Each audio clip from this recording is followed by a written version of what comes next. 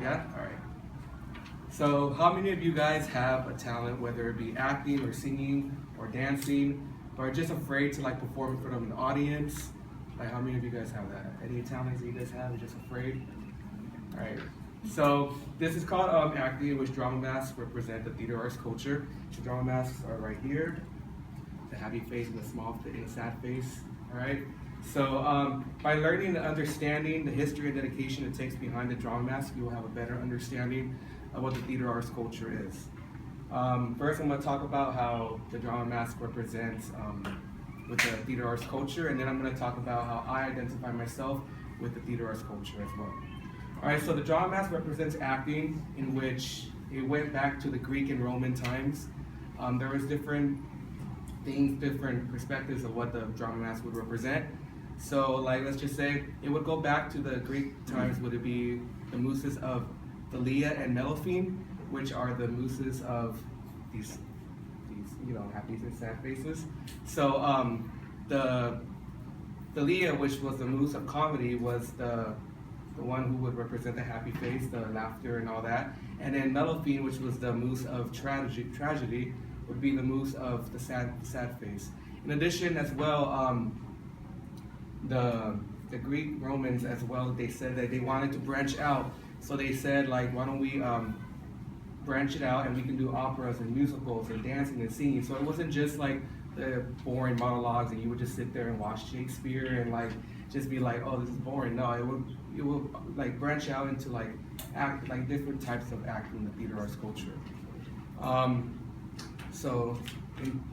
I just talked about the history of the drama mask with the theater arts culture, and now I'm going to talk about how I identify myself with the theater arts culture. So back in high school, I was known as the athlete. I would play basketball and football my freshman and sophomore year.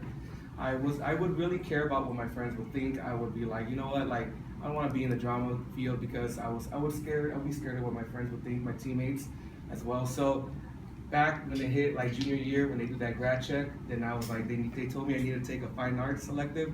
So then I took a fine arts elective, and they told me I can only take drama. And I was just like, okay, drama, I will take drama. So then after I went to drama, and it was just a whole different world that I just never seen before. I was very engaged. I was very excited to like learn about how to interact with the audience on stage. I was excited to like learn how to cry on stage, how to do all these new things, like learn about the scriptures of Shakespeare. It was just a whole new world, and I started to like really look forward to get into acting and wanted to do it. So, but at the same time, I was still confused, and I was still like, maybe my friends would think, what would they think about me and whatnot. So then after it went towards the fall quarter, and then they would tell me like, okay, you can audition for the play. So I auditioned for The Wizard of Oz, and I got a minor role in which my teammates and my friends and my parents came to support me, and they saw me in my first fall production that I did. And then in addition, I started to really develop a passion for acting, and so I went into like to do musicals, and I would do like the other plays that they had for my senior year. And then I played Captain Hook for Peter Pan, and I played Shrek in Shrek the Musical. And it was just a new experience that I did, and I got very into it, I got very engaged with it, that we would have competitions in, I would represent my high school against 73 other cities in Southern California, and I would go compete with them, and I got 2 first places. I got a first place in Peter and the Starcatcher for a comedy scene, and then I got a first place in Macbeth, which was a Shakespeare thing, and I got 2 first places. I'm very proud of that as well. And so it's just, those are the things that I got into. I was developing and acting. I was very engaged with that. So in conclusion, to talk about, now you have a better understanding of the drama masks, and now you know what they represent in the theater arts culture, and how I identify myself with the theater arts culture.